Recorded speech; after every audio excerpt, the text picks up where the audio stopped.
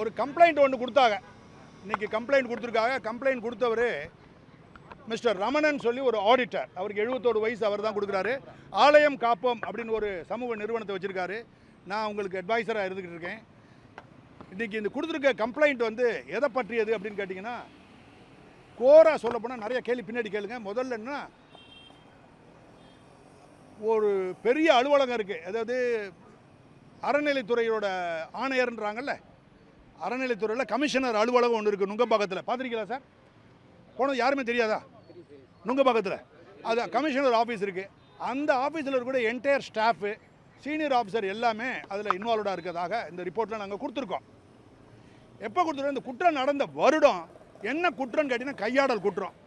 கையாடல் குற்றம் வந்து நேர்மையற்ற கையாடல், 2 வருஷ தண்டனை அதுக்கு கொடுப்பாங்க சட்டத்தில். ஆனால் அந்த கையாடல் குற்றத்தை அவங்க பண்ணுறதுக்கு இன்னொரு குற்றம் ஒன்று பண்ணியிருக்காங்க. என்னென்னா, நம்பிக்கை மோசடின்னு சொல்லுவாங்க, கிரிமினல் பிரீச் ஆஃப் ட்ரஸ்ட்னு சொல்லுவாங்க. இந்த கிரிமினல் பிரீச் ஆஃப் ட்ரஸ்ட்டுக்கு லைஃப் சென்டென்ஸ் தான் தண்டனை.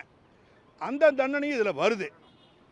குற்றம் நடந்த இடம் எந்த இடம், குற்றவாளி யார், எந்த வருடம் குற்றம் நடந்தப்பட்டது அப்படின்னா, குற்றம் நடந்த வருடம் 2017-18. 2017-18 குற்றம் நடந்திருக்கு. ரொம்ப வருஷம் ஆகிப்போச்சு. நீங்கள் கேட்கலாம், இவ்வளோ வருஷம் கழிச்சு இப்போ கொடுக்குறீங்களா, 6 வருஷம் 5 வருஷம் கழிச்சுன்னு கேட்கலாம். அந்த கேள்விக்கு முன்னாடியே பதில் என்ன காரணம்னா, இதில் குற்றம் நடந்த குற்றத்தை செயல்படுத்தினவங்க ஹெச்ஆர்என்சிக்காரங்க, குற்றவாளிகள் எல்லாமே ஹெச்ஆர்என்சிக்காரங்க. அதுக்கடுத்து குற்றம் நடந்த இடம் ஹெச்ஆர்என்சி கண்ட்ரோலில் இருக்கிறது. அதுக்கடுத்தது இந்த குற்றத்தினால பயனாளிகள் இருக்கிறாங்கல்ல, பெனிஃபிஷியரிஸ்பாங்க, இல்லீகல் பெனிஃபிஷியரி, அவங்க எல்லாருமே ஹெச்ஆர்என்சிக்காரங்க. பணத்தை எடுத்தவர் ஹெச்ஆர்என்சியில் இஓ. அதனால் எல்லாமே ஹெச்ஆர்என்சி இருக்கிறதுனால அவங்க என்ன செய்றாங்க, வெளிச்சத்துக்கு வராமல் அதை மூடிட்டாங்க 6 வருஷமாக. இதை அப்படி நீங்கள் போய் கேட்கலாம்.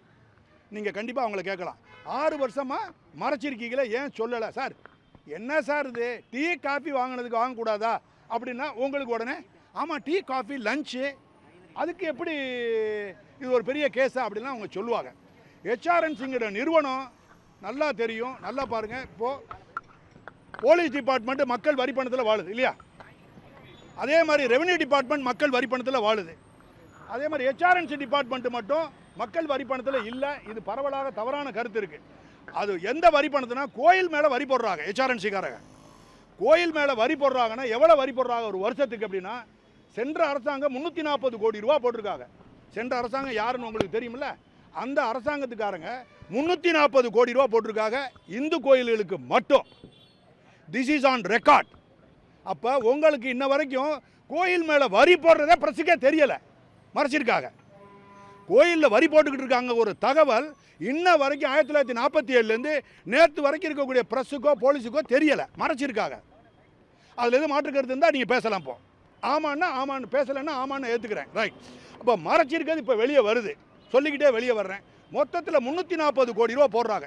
எப்படி வரி போடுறாங்கன்னா, வியாபாரி மாதிரி கோயில்கள் என்ன செய்கிறாங்க, பிஸ்னஸ் கார்ப்பரேட் செக்டார் மாதிரி அவங்க பிரிச்சிடுறாங்க.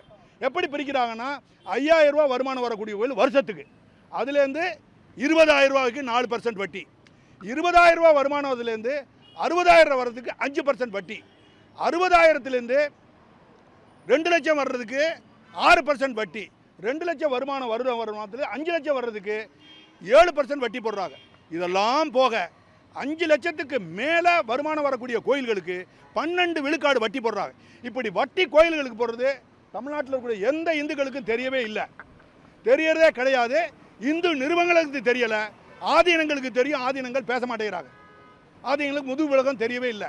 11 ஆதீனங்களை இந்த வருஷத்தில் இந்த இருக்கக்கூடிய கவர்மெண்ட்டு காலி பண்ணிடுச்சு. 11 ஆதீனங்களை இப்போ இருக்கிற கவர்மெண்ட்டு காலி பண்ணிடுச்சு. இது போக பழைய ஆதீனங்கள் தான் இருக்காங்க, அவங்களுக்கு இது தெரியலை. மொத்தத்தில் பார்த்தீங்கன்னா 12% இப்படிலாம் போட்டு மொத்த வருஷத்துக்கு வரக்கூடிய வருமானம் பழைய கவர்மெண்ட்டு 340 கோடி, அதே கவர்மெண்ட் அடுத்த வருஷம் 370 கோடி போடுறாங்க வட்டி. அதுக்கடுத்து இந்த கவர்மெண்ட் வந்துடுது 2020-21. 20ல் 420 கோடி ரூபா போடுறாங்க. 21ல் இந்த கவர்மெண்ட்டு 427 கோடியும் இன்னொரு கொஞ்சம் லட்சத்தையும் போட்டுக்கிறாங்க. அது 89 லட்சம். நல்லா கவனிங்க, 429 லட்சம் கோடி, கோடி கமான் கோடி, 87 லட்சத்தை வரி போடுறாங்க கோயில் மேலே. எந்த கோயில்னா, இந்துக்கள் கோயில் மேலே. சத்தியம் சத்தியம் சத்தியம். இந்த கோயிலில் வரி வர்ற பணத்தை தான் ஹெச்ஆர்என்சி டிபார்ட்மெண்ட்டில் நிர்வாக ஃபண்டுன்ற அட்மினிஸ்ட்ரேஷன் ஃபண்டுன்னு வச்சு அவங்களுக்கு சம்பளம், பென்ஷன், அது இதுன்னு கொடுக்குறாங்க. கோயிலில் வேலை பார்க்குறவங்களுக்கு சம்பளத்தையும் கொடுத்து நாங்கள் பென்ஷனையும் கொடுக்க வேண்டியா இருக்குது. நம்ம 6 கோடி மக்கள் இந்துக்கள் இருக்காங்க. 7 கோடிக்கு மேலே ஓட்டு போடாதவங்களாம் சேர்த்த எக்கச்சக்கமாக போடும். அவங்களுக்கு இந்த அறிவு போதுமான நாலேஜ் இல்லை, புரிதல் இல்லாதனால யாருக்குமே தெரியும். இந்த அறிவை கொண்டு போய் சேருங்க. இப்படிப்பட்டு இருக்க போகும்போது கோயில் நிதின்னு ஒன்று இருக்குது, அந்த கோயில் நிதின்னு ஒன்று இருக்குது, அப்புறம் அட்மினிஸ்ட்ரேஷன் ஃபண்டு நிதின்னு ஒன்று இருக்குது. இந்த நிதியில் அவங்க துறைக்கு வேண்டிய எல்லா செலவுகளையும் அதில் எடுத்துக்கிடலாம். ஆனால் சப்போஸ் இந்த காவல் நிலையத்தில் ஒரு ஆய்வாளர் இருக்கார், அவருக்கு பசி எடுத்துருச்சு, அவருக்கு ஏற்கனவே உங்களுடைய வரி பணத்தில் சம்பளம் கொடுக்குறோம், டீயெல்லாம் கொடுக்குறோம், வண்டி கொடுக்குறோம், கார் கொடுக்குறோம், காரோட ஃபியூல் 80 லிட்டர் கொடுக்குறோம் மாதத்துக்கு, மேற்கொண்டு லிட்டர் வேணும்னா அவர் எழுதி டிசிட்டை வாங்கிடுவார், டிசியோ ஜேசிட்டோ வாங்கிடுவார். இதுதான். ஆனால் இதுக்கெல்லாம் தேவை. பசிக்குது, காலையில் பர்ஸை எடுத்துகிட்டு வரல, போய் ஒன்று ஒரு பர்டிகுலர் ஹோட்டல், பெரிய ஹோட்டலில் ஒரு 4 இட்லி, இந்த இன்ஸ்பெக்டர் சொன்னால் வருத்தப்படுவாங்க.